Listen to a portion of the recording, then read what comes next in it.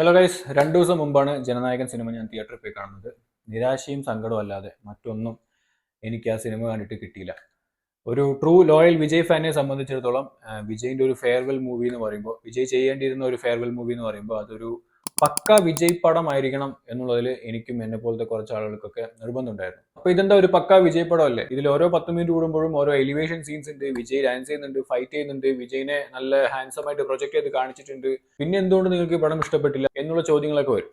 So guys, ഇന്നത്തെ വീഡിയോയിൽ നമ്മൾ സംസാരിക്കാൻ പോകുന്നത് എനിക്ക് അദ്ദേഹത്തോട് ആരാധന തോന്നാൻ കാരണമായിട്ടുള്ള ചില വിജയ് ഫാക്ടേഴ്സ് എന്തൊക്കെയാണെന്നതിനെ കുറിച്ചും, ആ ഫാക്ടേഴ്സ് ഒക്കെ ഈ സിനിമയിൽ മിസ് ചെയ്തുകൊണ്ടാണോ എനിക്ക് സിനിമ ഇഷ്ടപ്പെടാതിരിക്കാൻ കാരണം എന്നതിനെ കുറിച്ചും, പിന്നെ ഒരു അവസാനത്തെ സിനിമ, അണ്ണന്റെ ഒരു അവസാനത്തെ സിനിമ എന്ന് പറഞ്ഞ ഒരു പടം ഇറക്കുമ്പോൾ അത് ഏതൊക്കെ രീതിയിലായിരുന്നു ഞാൻ പ്രതീക്ഷിച്ചിട്ടുണ്ടായിരുന്നത് എന്നതിനെ കുറിച്ചൊക്കെ ആയിരിക്കും നമ്മൾ സംസാരിക്കാൻ പോകുന്നത്. സോ ബേസിക്കലി ഇത് കണ്ടുകൊണ്ടിരിക്കുന്ന ആളുകൾക്കൊക്കെ തോന്നാൻ സാധ്യതയുള്ള ഒരു കാര്യമാണ് എനിക്ക് സിനിമ ഇഷ്ടപ്പെടാതിരിക്കാനുള്ള ആദ്യത്തെ കാരണം അത് റീമേക്ക് പടം ആയതുകൊണ്ടായിരുന്നു എന്നൊക്കെ. അങ്ങനത്തെ ഒരു തോട്ടിന് തന്നെ ഇവിടെ യാതൊരു പ്രസക്തിയുമില്ല. കാരണം വിജയിന്റെ പല മാസ്റ്റർ പീസസും ജനിച്ചിട്ടുള്ളത് റീമേക്ക് സിനിമകളിൽ നിന്നാണ്. അതെല്ലാവർക്കും അറിയാവുന്ന ഒരു കാര്യമാണ്. 1997 റിലീസ് ചെയ്ത കാതലിക്ക് മര്യാദയാണ് വിജയിന്റെ ആദ്യത്തെ റീമേക്ക് സിനിമയായിട്ട് വരുന്നത്. നമുക്ക് എല്ലാവർക്കും അറിയാവുന്നതുപോലെ അത് അനിയത്തിപ്രാവിന്റെ ഒരു ഒഫീഷ്യൽ റീമേക്ക് ആണ്. മലയാളത്തിലെ സംവിധായകൻ ഡയറക്ടർ ഫാസിലാണ് ഈ 2 സിനിമയും ഡയറക്ട് ചെയ്തിരിക്കുന്നത്. മാത്രമല്ല ആ വർഷത്തെ state award for best actor കാതലിക്ക് മര്യാദയിൽ അഭിനയിച്ചതിന് വിജയ്ക്ക് ലഭിക്കുകയും കൂടെ ചെയ്യുകയാണ്. അങ്ങനെ നോക്കുമ്പോൾ വിജയിന്റെ ആദ്യത്തെ റീമേക്ക് പടം അതൊരു ഹിറ്റാണ്. മാത്രമല്ല അതൊരു മലയാളത്തിന്റെ റീമേക്ക് ആണെങ്കിൽ പോലും കാതലിക്ക് മര്യാദയ്ക്ക് തമിഴ്നാട്ടിലും കേരളത്തിലും ഒരു പ്രത്യേക ഫാൻ ബേസ് തന്നെയുണ്ട്. അതിനുശേഷം വന്ന ഫ്രണ്ട്സ്, ഗില്ലി, പോക്കിരി, ഇതിനെക്കുറിച്ചൊന്നും പ്രത്യേകിച്ച് പറയേണ്ട കാര്യമില്ലല്ലോ. ഇപ്പൊ ഞാൻ പറഞ്ഞു വരുന്നത് ഹിറ്റ് അടിച്ച റീമേക്ക് സിനിമകളെ കുറിച്ച് മാത്രമാണ്. പൊട്ടിയ പടങ്ങൾ അത് കുറച്ച് അധികം ഉണ്ട്, അതിലോടൊന്നും ഞാനിപ്പോൾ പോകുന്നില്ല. ഗില്ലിയൊക്കെ റെക്കോർഡ് ക്രിയേറ്റ് ചെയ്തിട്ടുള്ള സിനിമയാണ്. The first Tamil movie to collect 50 crores, it's Ghilli. അതും അതിനു മുമ്പ് റിലീസായ പടയപ്പ, ചന്ദ്രമുഖി എന്ന് പറയുന്ന 2 വമ്പൻ പടങ്ങളെ കൊണ്ട് തൂക്കാൻ പറ്റാത്ത റെക്കോർഡാണ് അന്ന് ഗില്ലി തൂക്കിയത്. A pakka commercial movie by all means.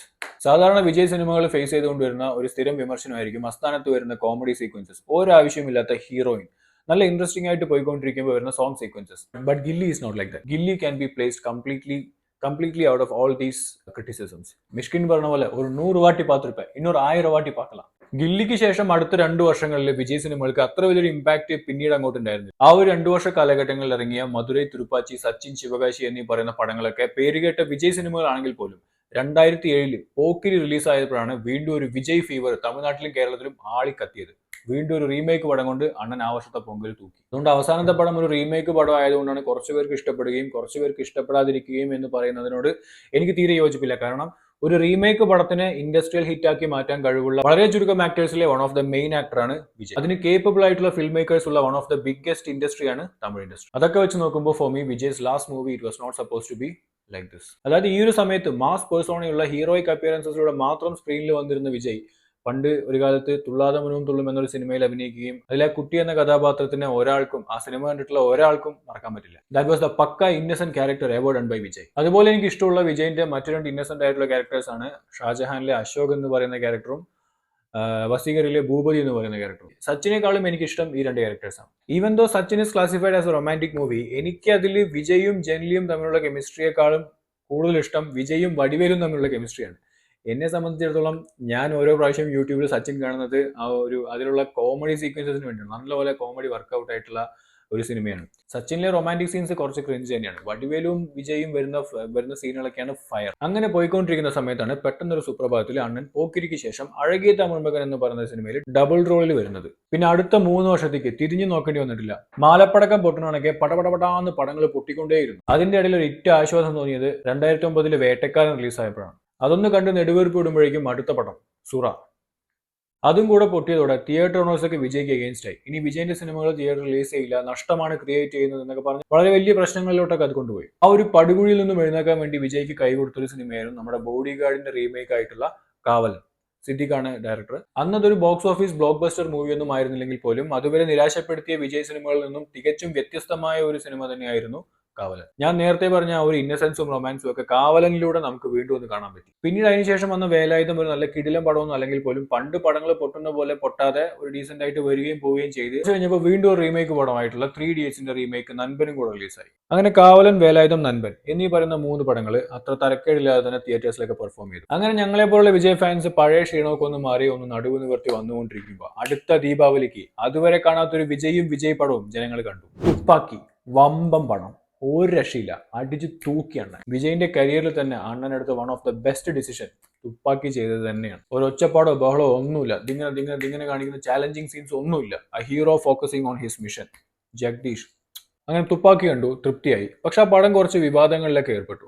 Political ആയിട്ടുള്ള കുറെ വിവാദങ്ങൾ വിജയ്ക്ക് വരാൻ തുടങ്ങിയത്, അല്ലെങ്കിൽ വിജയ് സിനിമകൾ ഫേസ് ചെയ്യാൻ തുടങ്ങിയത് തുപ്പാക്കിയിൽ നിന്ന് തന്നെയായിരുന്നു. അതിനുശേഷം ഇറങ്ങിയ തലൈവ സ്റ്റേറ്റ് ഗവൺമെന്റിനെ ട്രിഗർ ചെയ്ത ആദ്യത്തെ വിജയ് സിനിമയായി മാറുകയും കത്തി സെൻട്രൽ ഗവൺമെന്റിനെ ട്രിഗർ ചെയ്ത ആദ്യത്തെ വിജയ് സിനിമയായി മാറുകയും ചെയ്തു. എന്തൊക്കെ റെക്കോർഡുകളല്ലേ ഇനി. അതായത് സുറയ്ക്ക് ശേഷം ഇനി എസ്റ്റാബ്ലിഷ്ഡ് സക്സസ്ഫുൾ ഡയറക്ടേഴ്സിന്റെ കൂടെ സിനിമകൾ ചെയ്യണം എന്ന ഡിസിഷന്റെ റിസൾട്ട്സ് ആണ് നൻപൻ, തുപ്പാക്കി, കത്തി, തലൈവ എന്നീ പറയുന്ന സിനിമകളല്ല. പിന്നീട് വന്ന വിജയ് സിനിമകളിൽ ഏറ്റവും കൂടുതൽ ആകർഷിച്ചത് ആ ഒരു മിഡിൽ ഏജ്ഡ് അപ്പിയറൻസസ് തന്നെയായിരുന്നു. അതിലെ ചില സിനിമകൾക്ക് ചെറിയൊരു ക്ലീഷ അല്ലെങ്കിൽ ഒരു ക്രിഞ്ച് സ്വഭാവം ഉണ്ടെങ്കിൽ പോലും ഈ ഒരു സംഭവം ഏറ്റവും കൂടുതൽ പുതുമയോടുകൂടിയാണ് ഞാൻ ആസ്വദിച്ചുകൊണ്ടിരുന്നത്. അതായത് 50ാമത്തെ പടം വരെ ഒരേപോലത്തെ കഥകൾ കണ്ടുവന്ന ഫാൻസിന് ഇതുപോലത്തെ ചെറിയ ചെറിയ മാറ്റങ്ങൾ ഒരു വലിയ കാര്യം തന്നെയായിരുന്നു. ഈ അവസാനമായിട്ട് ചെയ്ത സിനിമകളിൽ കഥയൊക്കെ കുറച്ച് മോഡറേറ്റ് ആണെങ്കിൽ പോലും ചെയ്ത ക്യാരക്ടേഴ്സിന്റെ അപ്പിയറൻസസ് ഒക്കെ കുറച്ച് ഡിഫറെന്റ് ആയതുകൊണ്ടും പിന്നെ വരുന്ന ലൈനപ്പിൽ വെട്രിമാറിന്റെ പേരൊക്കെ നമ്മൾ കണ്ടതുകൊണ്ടും ഒരുപാട് പ്രതീക്ഷിച്ചു. പിന്നെ LCU ആ ഒരു യൂണിവേഴ്സിലേക്ക് അണ്ണം വന്നതുകൊണ്ടും ലിയോ അത്രയ്ക്ക് അങ്ങോട്ട് വർക്ക് ആയില്ലെങ്കിലും ചിലപ്പോൾ പാർട്ട് 2 ഒക്കെ വരുമ്പോൾ നല്ല അടിപൊളിയായിട്ട് ഒരു പടമൊക്കെ ആയിരിക്കും എന്നൊക്കെ പ്രതീക്ഷിച്ചിരിക്കുമ്പോഴായിരുന്നു പെട്ടെന്നൊരു സുപ്രഭാതത്തിൽ അണ്ണൻ അഭിനയം നിർത്തുന്നു എന്ന് പറഞ്ഞ് നമ്മളൊക്കെ വിട്ടുപോകാനുള്ള ഒരു ഡിസിഷൻ എടുക്കുന്നത്. പിന്നെ അതിനുശേഷം അവസാനത്തെ സിനിമയുടെ അനൗൺസ്മെന്റിന് വേണ്ടിയിട്ടുള്ള കാത്തിരിപ്പായിരുന്നു. ആരായിരിക്കും ഡയറക്ടർ, എങ്ങനെയുള്ള സിനിമയായിരിക്കും എന്നുള്ള ചിന്തകളൊക്കെ ആയിരുന്നു ഓരോ ഫാൻസിന്റെയും മനസ്സിൽ. അണ്ണൻ അഭിനയം നിർത്തുന്നു എന്ന് പറഞ്ഞ് അനൗൺസ് ചെയ്തപ്പോൾ ബ്രേക്ക് ആവാത്ത എന്റെ ഹാർട്ട്. അയാൾ അവസാനത്തെ സിനിമ ചെയ്യാൻ പോകുന്നത് ഭഗവൻ കേസരിന്റെ റീമേക്ക് ആണെന്ന് പറഞ്ഞപ്പോൾ പൊട്ടി തവിട് കൂടി. ഇത് ഭഗവൻ കേസരിയുടെ ഒരു ഒഫീഷ്യൽ റീമേക്ക് ആണെന്നും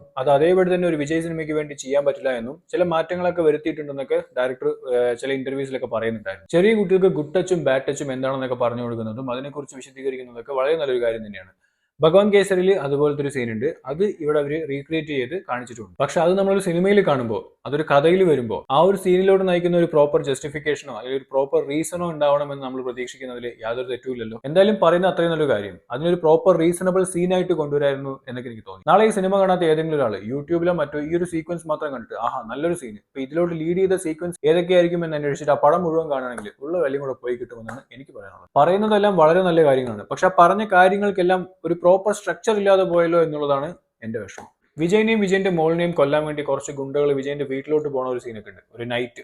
അതിലെ ഒരു റൗഡി സിറ്റ് ഔട്ടിലിരിക്കുന്ന ആ ഒരു നായകനെ തിരിച്ചറിയുകയും അദ്ദേഹം ആരാണെന്ന് പറയുന്ന ഒരു ഫ്ലാഷ് ബാക്ക് സീനൊക്കെ ഉണ്ട്. അപ്പോൾ ഫ്ലാഷ് ബാക്കിന് മുമ്പുള്ള ഒരു എലിവേഷൻ ഡയലോഗ് ഉണ്ട്, അയാൾ അങ്ങനെയാണ് എങ്ങനെയാണെന്നൊക്കെ പറയുന്ന ഒരു പരിപാടി.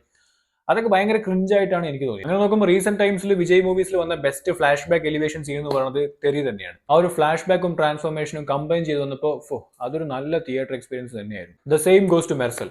AR റഹ്മാന്റെ മ്യൂസിക്കും വെട്രിമാരൻ എന്ന ക്യാരക്ടറിൽ വിജയന്റെ സ്ക്രീൻ പ്രസൻസും ഒരു രക്ഷയുണ്ടായിരുന്നില്ല. ഇതൊക്കെ ഒരു വിജയന്റെ ഫെയർവെൽ മൂവിയിൽ ഞങ്ങൾ പ്രതീക്ഷിച്ച മിനിമം ഗൂസ് ബംപ് സീനാണ്.